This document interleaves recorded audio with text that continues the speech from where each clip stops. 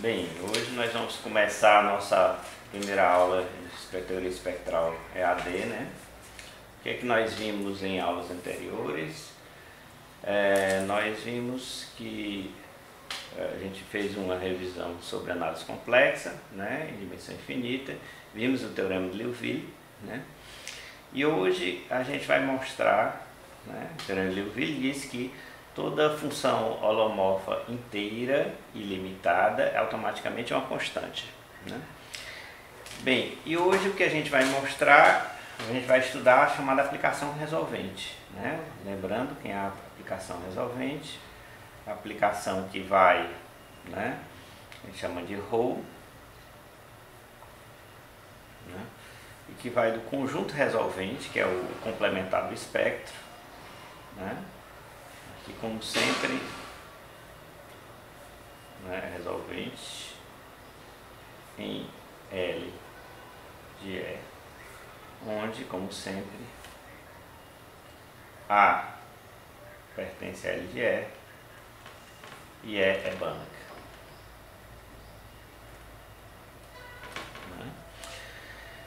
Ok, o que a gente vai mostrar é que essa aplicação, em primeiro lugar, que ela é holomorfa, né? E segundo, que ela seria limitada, né, se ela fosse inteira, né? Mas nesse caso ela teria que ser constante, absurdo, né?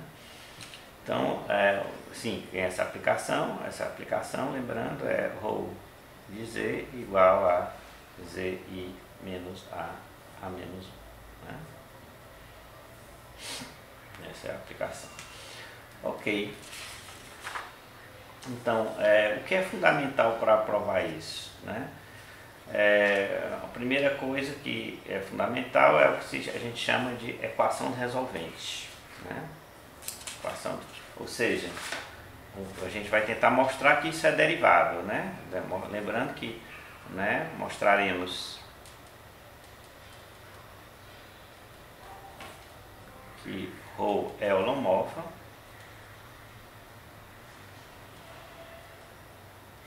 e isso quer dizer, né, que existe o limite para todo Z0 pertencente ao resolvente de A, existe o limite quando Z tende a Z0 de Rho de Z menos Rho de Z0 sobre Z menos Z0, certo? Então é isso.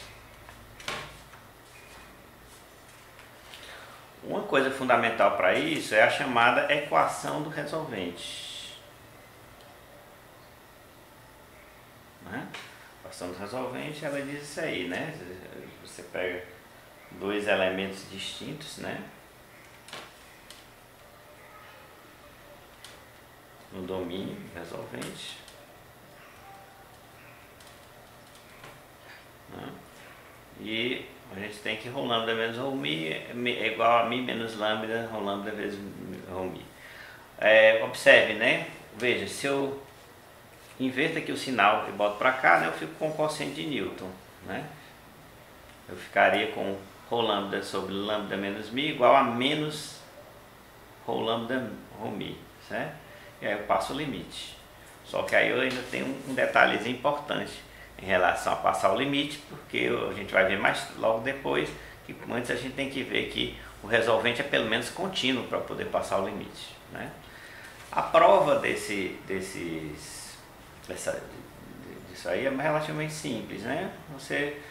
Aqui você não precisa nem de método Kovács, né? Ou seja, você pega Rho lambda menos Rho mi e multiplica por aquele que você quer que vá aparecendo, né? Vamos dizer assim, né? Mas para você multiplicar por aquilo que você quer que apareça, o Rho lambda você tem que multiplicar por identidade, mas a identidade é esse aqui, né? E o Rho mi você tem que multiplicar pela identidade, que também é essa coisa aqui, certo? Aí vem o ponto, né? Quando você faz isso, você fica com isso que você quer cancelar com isso e aquilo que é aquela igualdade. Só que para isso precisa a comutação, certo? Comutação com A. E a computação com A é bastante simples, né? Porque se você olha ρ vezes A, isso é igual a ρ vezes μi mais A menos ρ menos μi, né? Ou seja, μi menos A, né? E, né, quando você multiplica, né? Aqui é multiplicando, né? Vamos dizer assim, né? Quando você multiplica, né? Bem, o mi comuta com todo mundo, fica isso e você obter do outro lado. Então é bem imediato, né? É um fato bastante imediato, né? Portanto, a equação de resolvente, né?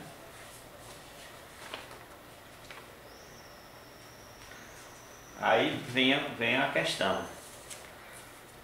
Por consequência, a gente vai ter esse limite, desde que a gente mostre que o resolvente seja contínuo, porque ó, o limite é isso, isso aqui vai isso, bem, eu tenho que saber que é contínuo para que ρz convirja para z0, né? E aí eu tenho exatamente quem é a derivada, né? A derivada, né? Aqui eu usei a notação, né? Lógico, quando eu digo ρz, isso aqui é igual a ρ de z, certo?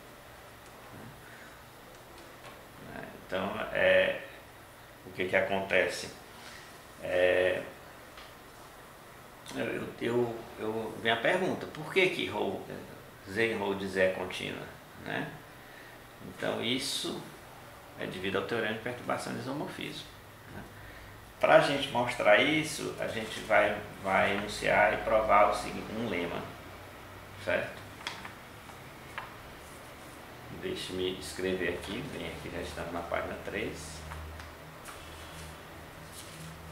Lema, seja A pertencente a LE, Ebana, que supõe que A seja invertível. Então eu já fiz umas continhas ontem aqui para ver qual é a conta. Então a gente tem o seguinte, isso significa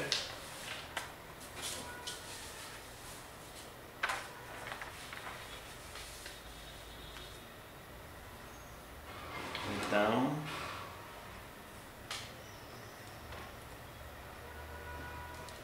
dado B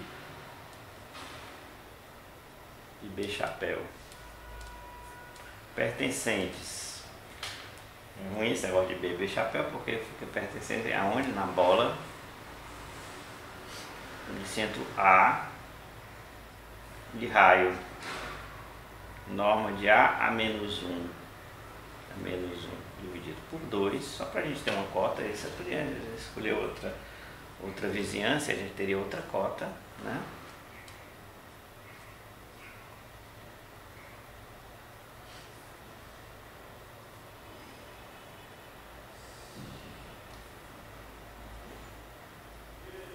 Temos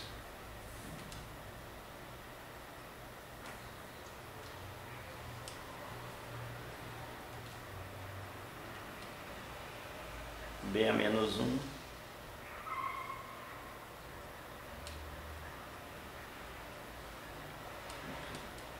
B a chapéu a menos 1 menor ou igual a 4 norma de A menos 1 ao quadrado, que multiplica B menos B chapéu.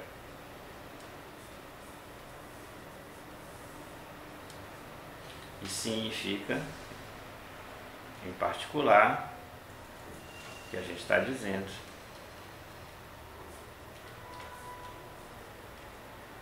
temos que a aplicação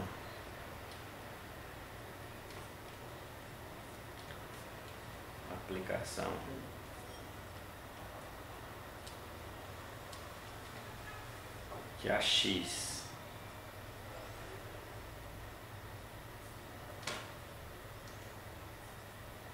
pertencente a inf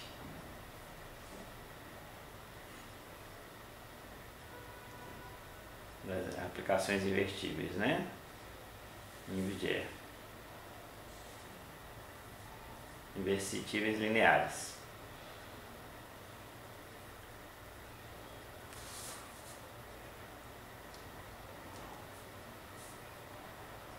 invertíveis e lineares, ou seja, isomorfismos que são homeomorfismos lineares. Essa aplicação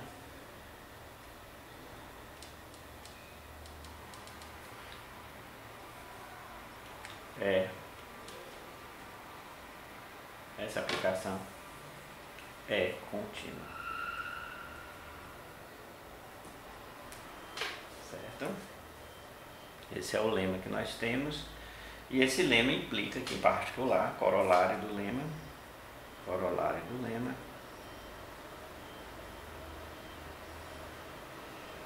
imediato,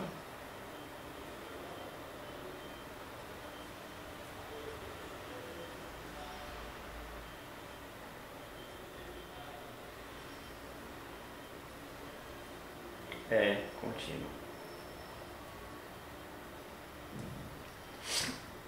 né? Então esse lema é interessante, né? A gente pode trocar você tem lambda i menos a, o z0 e menos a, e, por exemplo, um desses B chapéu poderia ser o próprio A, né? Eu estou pegando logo uma vizinhança inteira do A que é localmente Lipschitz, para ser uma coisa mais rigorosa, mais precisa, né? Mas um deles poderia ser o próprio A, e aí você já vê que se você troca o A, um desses poderia ser exatamente, aliás, Z0 menos A, né? E o outro seria um Z menos A, e aí você vê que, de fato, com isso o resolvente varia continuamente, certo? Então vamos provar esse lema, né?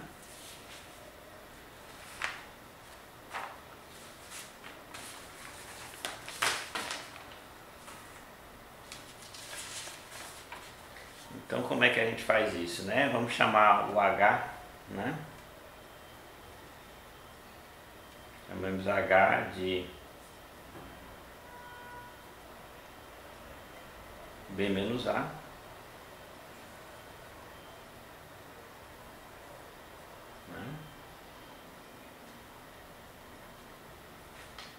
Lembrando,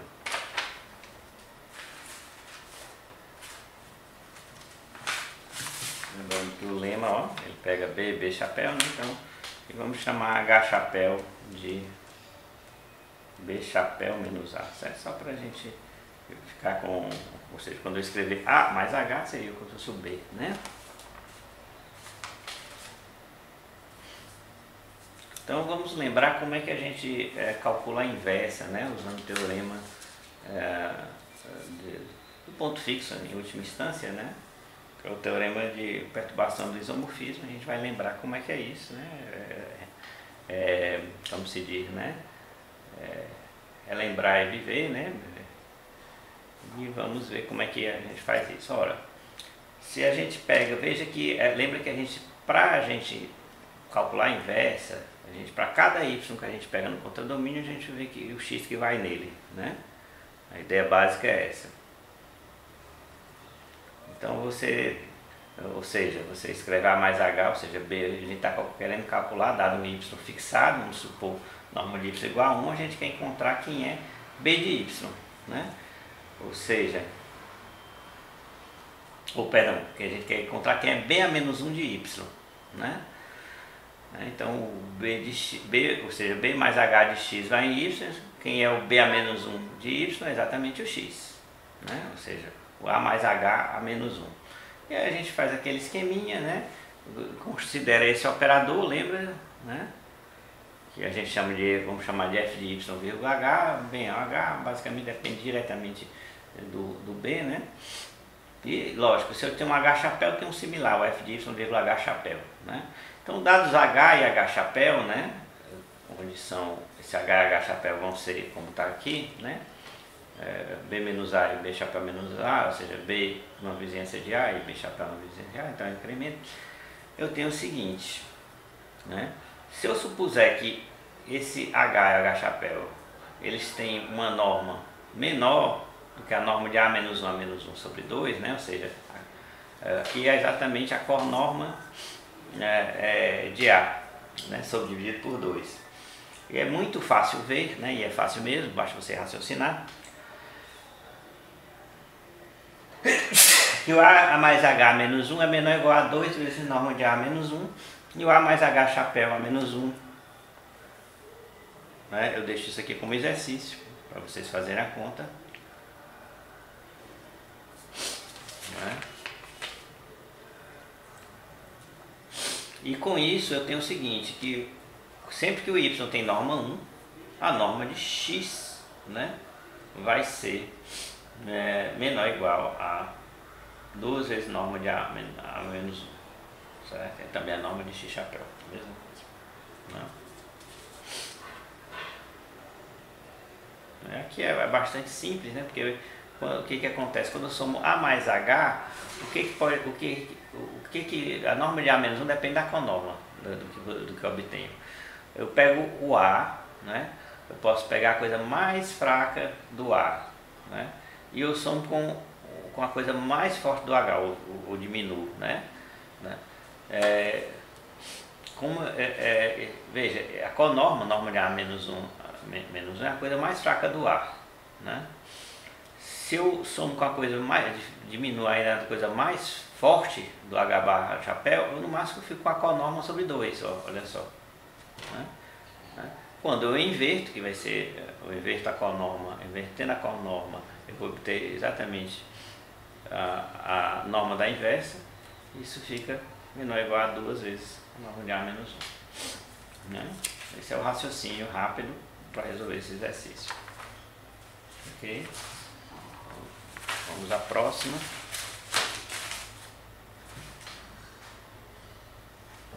Um instante só para eu ver se está gravando. Está perfeitamente.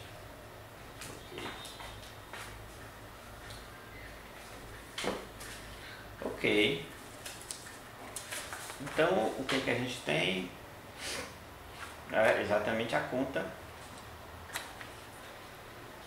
Quando eu pego x menos x chapéu, que é exatamente o BA menos 1 de y, BA menos 1 de... Ou seja, aqui são os pontos fixos. Né? Então, ou seja, são exatamente, suponho que eu tenho exatamente... Eu sei que eu resolvo aquela equação, a gente já viu isso. Né? Já provou que existe, que aquilo lá é um operador, a contração, e a gente sabe que, então, se x é exatamente igual ao A mais H a menos 1 de y, ou seja, igual a B a menos 1 de y, isso aqui é B a menos 1 e B chapéu a menos 1 de y, né? Fazendo, aí substituindo, a gente tem isso. Né? Aí o que a gente faz? Bem, o y corta com y, claro, né? A gente tem, só que a gente tem duas coisas que são, vamos dizer assim, uma coisa que está na Taíba e outra que está na Taboba, né? Não, exato, que já são duas praias muito longe do Ceará. Então, para a gente tem que somar e subtrair o cumbuco que fica entre as duas, certo? Ou seja, se a gente tem duas coisas que não comparam uma com a outra, a gente soma aquela coisa que é intermediária, né? No caso, aqui eu tenho A menos 1 vezes H de X menos H chapéu de X chapéu. Então eu somo e subtraio quem? O H de X chapéu. Né? E uso a desigualdade triangular, coisa mais clássica do mundo, né? Então eu fico com X menos X chapéu menor ou igual, ora. Aqui eu fico com o quê? Deixa-me ver onde é que eu estava. Aqui, né? Veja que o A menos 1 vezes H, né, de fato, norma de A menos 1 vezes norma de H, quando pela minha escolha lá atrás, isso é menor ou igual a 1/2. Né? Isso é menor ou igual a 1/2 pela minha escolha. Vou pegar aqui a folha.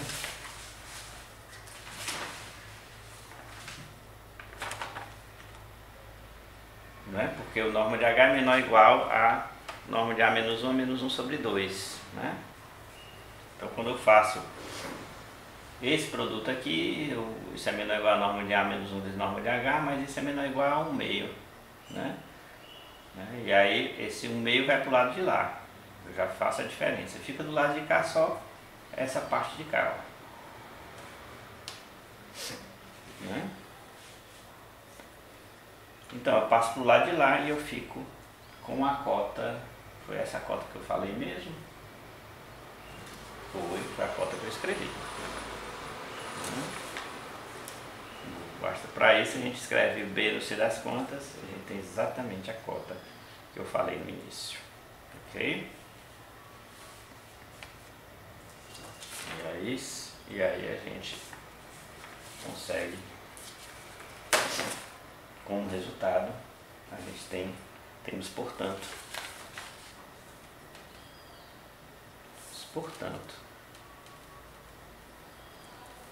que ρ do resolvente com corolário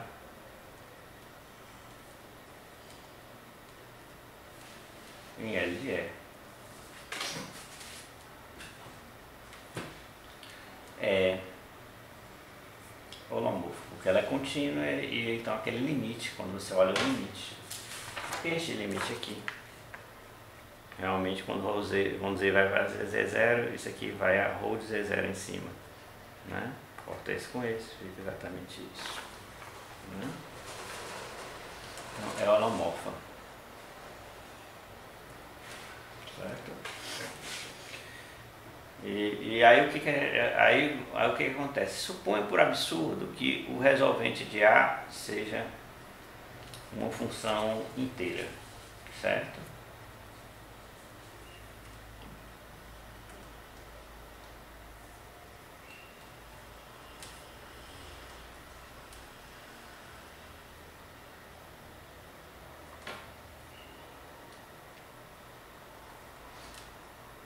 Que o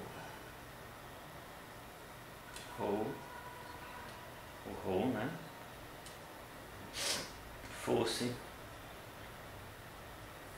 uma função inteira.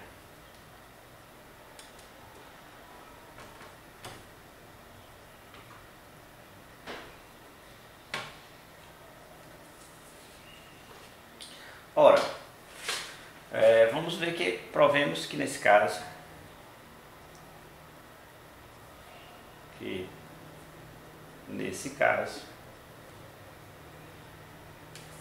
função inteira significa que o C seria igual ao domínio, que é o conjunto resolvente de A, certo? Sabemos que nesse caso, né, ρ seria limitada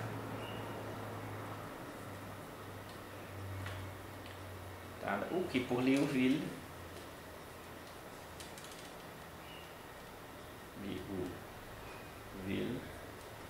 significaria que ρ seria constante absoluta.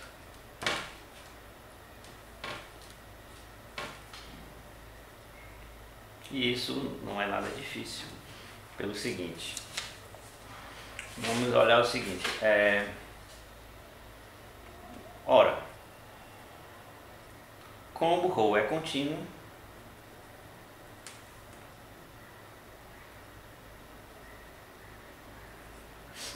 e B de 0 norma duas vezes a norma de A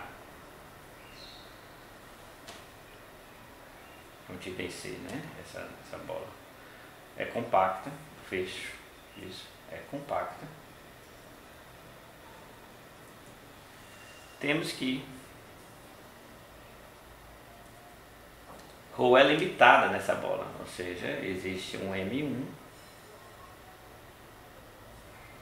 se você quiser M0, maior do que 0, tá ok.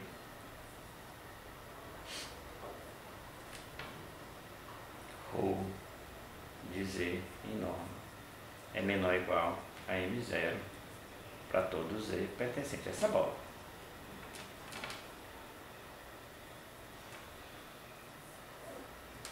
Certo?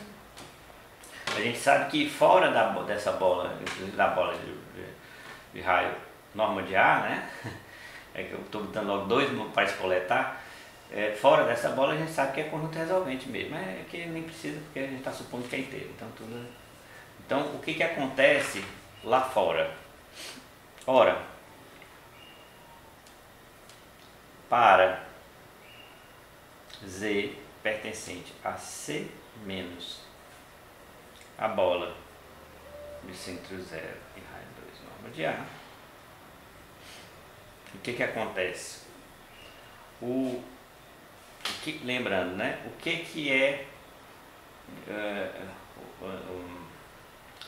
o A se comporta como se fosse uma perturbação da identidade fora desse negócio, né? O A é um piolho, né? É um carrapato, é um nada, né? Na frente das Z vezes identidade, se Z é maior do que 2 vezes norma de A, né? Ou seja, Z vezes a identidade tem pelo menos norma de 2 vezes, é 2 vezes o tamanho de norma de A, vamos dizer assim. Né? Mas não só norma, né? Ele expande, a identidade tem a peculiaridade que ela expande igualmente em todas as direções, né? Então o que nós temos? Temos que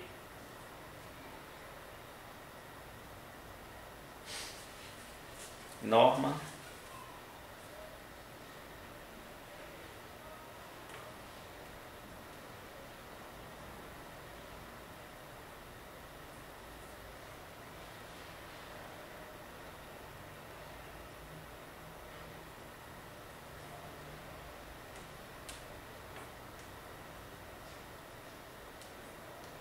lembrando, a gente já fez essa conta.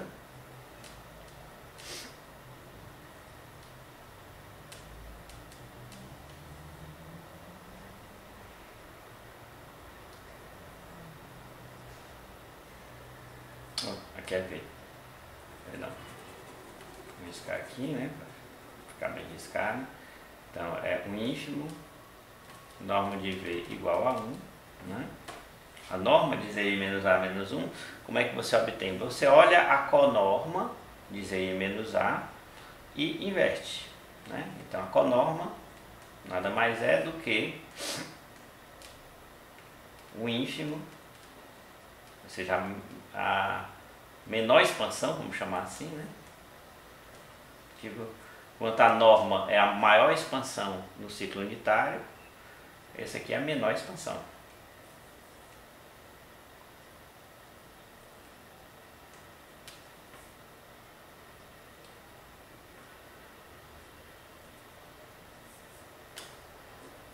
A menos 1. Né? A gente já viu. Ora, mas isso é menor ou igual a quê? Ora, aqui a identidade ela tem a característica, quando é Z vezes identidade, né? de expandir. Aqui a gente tem que ir por partes, né? Mas a identidade tem a característica, né? Vamos dizer assim, de expandir, né? Vamos olhar por partes, vamos devagar, né? Ou seja, o ínfimo, ora, ínfimo, já vou completar essa desigualdade, para a gente não tratar logo tudo ao mesmo tempo, dizer aí menos A de V, bem claro que se eu vou fazer o menos 1, o que eu tenho que procurar uma desigualdade é assim, maior ou igual. Ora, a identidade, a menor contração que ela tem, quando eu multiplico por Z, é norma de Z, que é maior ou igual a 2 vezes norma de A. E por outro lado, a maior expansão que o A pode ter para brigar contra ZI é a norma de A.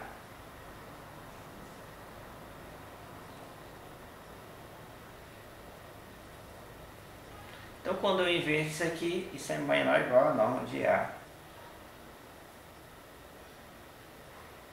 menos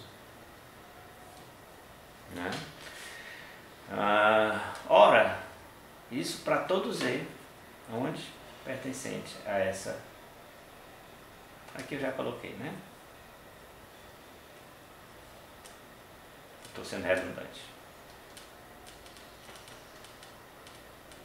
Não preciso colocar, ok. Né? Então, para todo Z, logo, conclusão, tomando M